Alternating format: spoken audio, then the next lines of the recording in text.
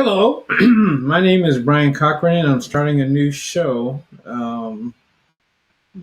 That we're going to. It's called Nuggets to Success, and it's for businesses, ministry, and for life. There's going to be little short snippets on different things that I've learned and being successful in the things that I've done. And as a business consultant, I sit down with a lot of folks, and as we go through the process, they always have these questions and so forth. And so I decided to kind of help others in doing the same thing. And so we're starting this little short something, couple minutes that we can help you to be successful, motivate you to go to the next level in your business, your ministry, and your life. Amen. So our subject today is called Press Towards the Mark. Pressed towards the mark, and it's something that has plagued a lot of business owners as well as ministry owners. It had happened this week. We're only at the beginning of the week, and what has happened is I've had several customers, the clients that uh, actually the new clients as well. And this is kind of this kind of will help you if you're going into ministry or in business as well as your life.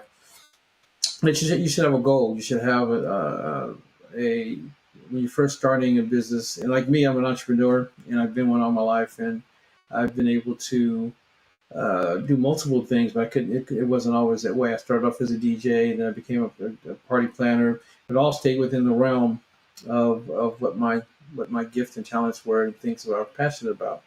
And so I had a couple of clients come to me, and they said they're starting a new business and a new ministry, and they were trying to do a bunch of different things. And so I shared with them the story that I'm going to share with you today as well. That McDonald's, I live in Southern California, about 25, 30 minutes from San Bernardino.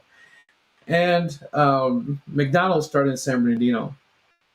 And when they first started their restaurant, they could have done steaks, they could have done chitlins, they could have done lobster, they could have done a whole bunch of other things, but they started with hamburgers, shakes, fries, and a soda. And one of the reasons they did that was because um, at that time, San Bernardino was the last large city before you got out into the desert. So they wanted something for folks to be able to eat on the go, as well as a dessert, which the dessert thing was a shake. So um, it wasn't until they became truly successful and they were prosperous that they decided to add McFish.